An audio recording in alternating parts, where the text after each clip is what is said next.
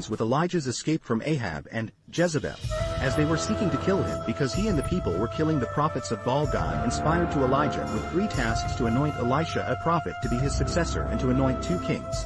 One Hazael over Aram of Syria and the other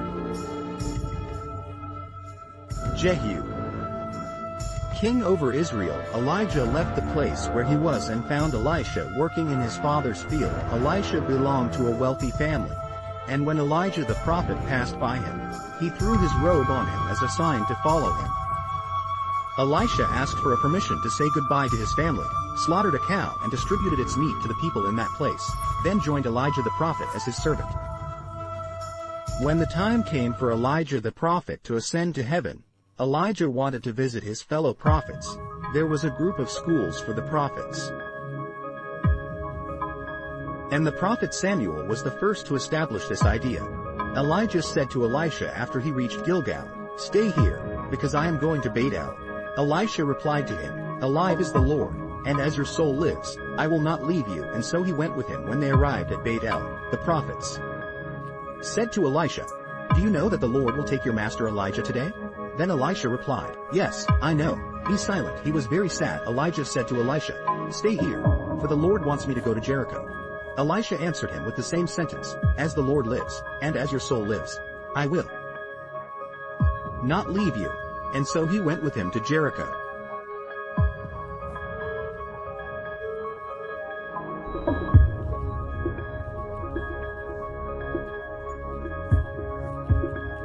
Then Elijah said to Elisha for the 3rd time, "Stay here, for the Lord was sending him to the Jordan." And Elisha said, "As the Lord lives, and as your soul lives, I will not leave you." And so he went with him. When he came to the river of the land, and Elijah the prophet took his robe and struck the water with it, and the river split and crossed it. Elijah asked Elisha what he wanted before he took from him, while Elisha replied that he wanted a double portion of his spirit. Elijah told him that his request was difficult, but if he saw him while he was being taken from him, he would have what he asked for. They were walking and talking. A fiery chariot appeared and separated them, and Elijah ascended in the storm to heaven. Elisha was watching him and shouting, my father, the chariot of Israel and its horsemen." After Elijah disappeared from his sight, Elisha touched Elisha in a good mood and took his robe, which fell from him. Elisha stood at the Jordan River and hit the water with Elijah's robe, saying, "Where are you, Lord?"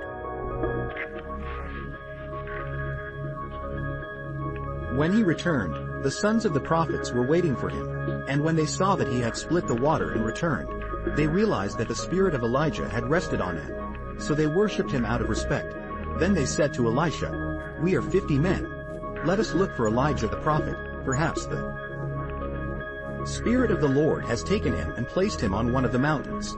They thought that the Spirit of the Lord had moved him to another place. They thought that the Spirit of the Lord had taken Elijah to another place. Elisha replied, "Don't go," but they insisted until he was embarrassed and agreed to his request.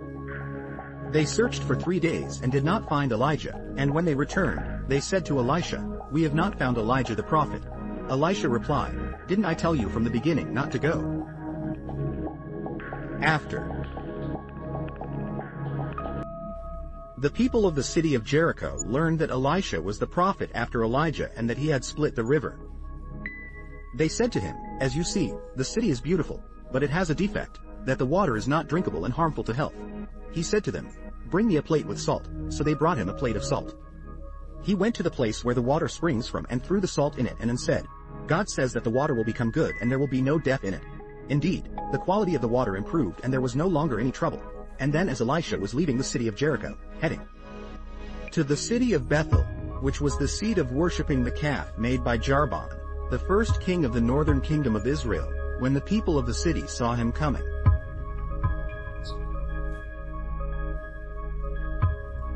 a large group of people raged against him. The young men could be between 200 to 300 people to mock him, and they began to say to him, "Bald, bald, bald." Here we notice that bullying has existed since the Old Testament. They also said, "Go up, Baldy, go up, Baldy," and they meant that he would ascend to heaven as Elijah did in mockery because they did not believe that Elijah ascended to heaven or the dignity of the prophet Elisha. Elisha looked at them with anger at the city's rejection of God and his prophets. So he cursed them, and immediately 2 bears came out of the wilderness and attacked these young men, killing 42 of them, leading to the death of 42 of them.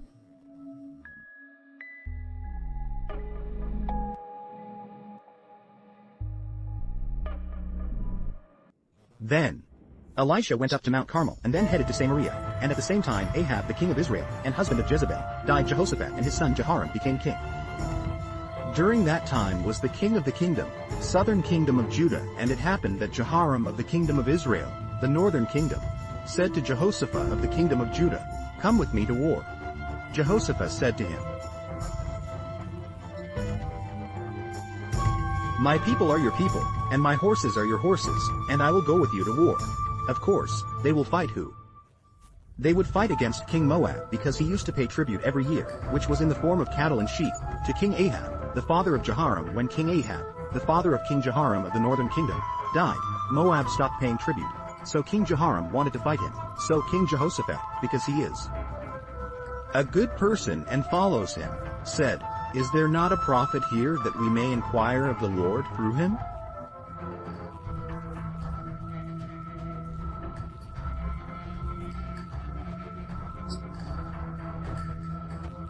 Of course, King Jehoram, the son of Ahab and Jezebel, was an evil king, so he did not answer King Jehoshaphat. But one of the servants of the king of Israel said to him, "Yes, here is the prophet Elisha, who was always with Elijah. And he, well, let's go to him, the 3 of us." Who is the third? King Jehoram of Israel and King Jehoshaphat of Judah? No, he has also joined them when in this war, King Edom, they met the prophet Elisha. He addressed King Jehoram of Israel and said to him, "What do I have to do with you? Father, go to the prophets of your and mother, Ahab and Jezebel, because they had many prophets for Baal." And the king of Israel answered him, saying, "No, because God gathered these 3 kings to destroy them." By Moab said that because at that time the army had run out of water and they could not find water, and consequently they could not fight. Elisha responded, and answered him. The prophet Elisha said, "By the living Lord, in whose presence I stand." Of course, this is a beautiful phrase that Elijah always said to Elisha, and then he said, "If I had not respected Jehoshaphat king of Judah, I would not have come to you or spoken to you." Here we see in his response that the fiery spirit of the prophet Elijah worked as he rebuked and who didn't care about anyone. And then Elisha said, "Bring me a musician." And then the Spirit of God came upon him and prophesied. And then indeed the Spirit of God came upon him and said to them, "God says, make many holes in this valley, because without wind or rain, he will fill them with water, and you and your cattle will drink from them. And not only that, but God will make you victorious over Moab." And indeed, the next morning they found water coming to them and filling the whole place. At that moment, the king of Moab had learned that these kings were coming to fight him, so he gathered all his army and went to fight them. And when the army of Moab reached them, it was early in the morning at the time of sunrise, so the rays of the sun's rays were the red sun falling on the water. The army of Moab saw from afar that it was blood and not water, and they said, "What is this blood?" They thought that the 3 kings had disagreed with each other and the armies killed each other. So they left their equipment and heavy weapons and went to collect the spoils. But there they discovered that it was ordinary water and not blood. And at the same time Israel and all his successors attacked them and beat them and defeated them. After that, we find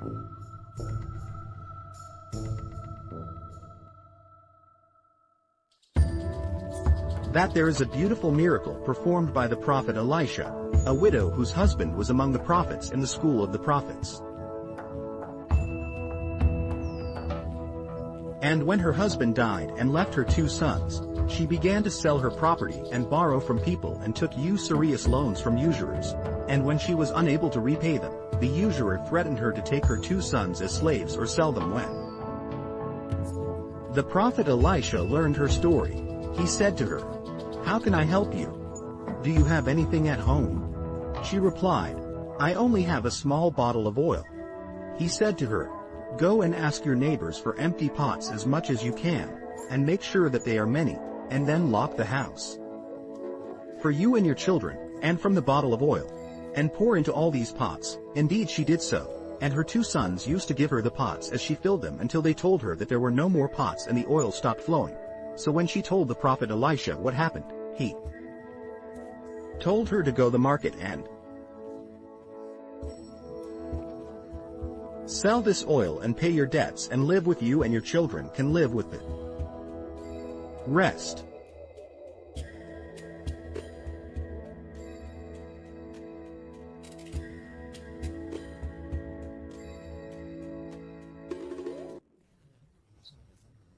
The prophet Elisha often visited cities and made trips, and he was passing through a town called Shunem, which is close to Mount Carmel.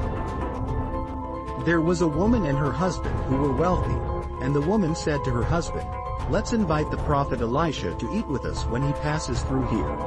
Then she suggested, what if we put a bed for him in the attic in our house so that he does not come only to eat, but to rest? And we receive his blessing as well. In fact, Elisha did just that, and in one day, while Elisha was their guest, he said to his disciple Gehazi, go and call the Shunammite woman. And when she came, he said to her, we cause you a lot of trouble when we come here.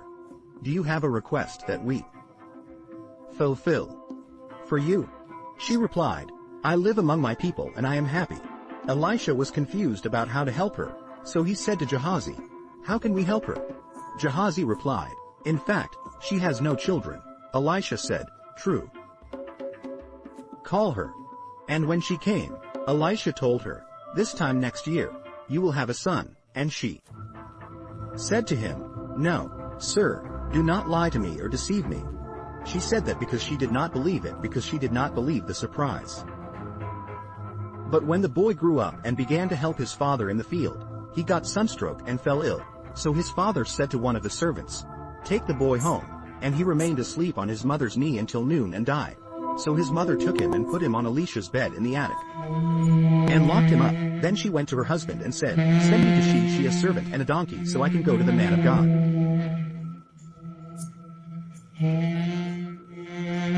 Did not tell her husband that the boy had died, so her husband asked her, why are you going now? It is not the first of the month, and there is no occasion or feast. And she said, it is okay, do not worry. Then she went to Mount Carmel, where Elisha was, and when Elisha saw her from afar, he said to Gehazi, look, the Shunammite woman is coming. Go and ask her if everything is okay with her, with your husband, and with the boy.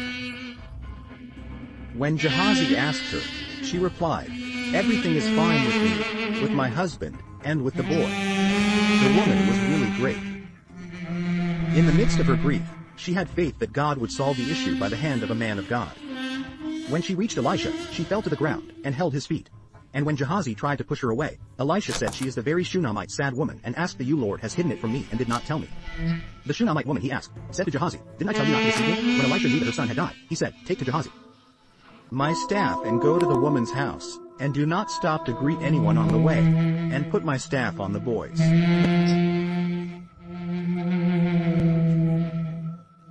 face. But when the woman heard that, she said, alive is the Lord. So the Lord lives and you yourself live. I will not leave you. Elisha went with the woman, and Gehazi preceded them to the house.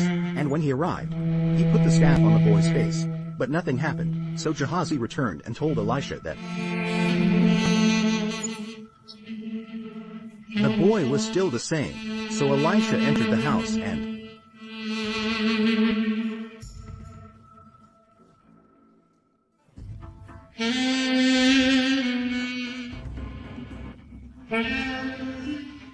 went to the room where the boy was. He closed the door, prayed to God, and then stretched himself on the boy as if he wanted to impart life to him from his soul. And the boy's body heated up, but he did not move yet. Elisha got up and walked around the room while praying, then sighed and stretched out again on the boy, sneezing 7 times and opening his eyes. And Elisha called Gehazi and told him to call the woman Chunmay. And when she entered, he told her, here is your son alive. She was supposed to run and take her son in her lap, but she knelt at Elisha's feet and got up and took her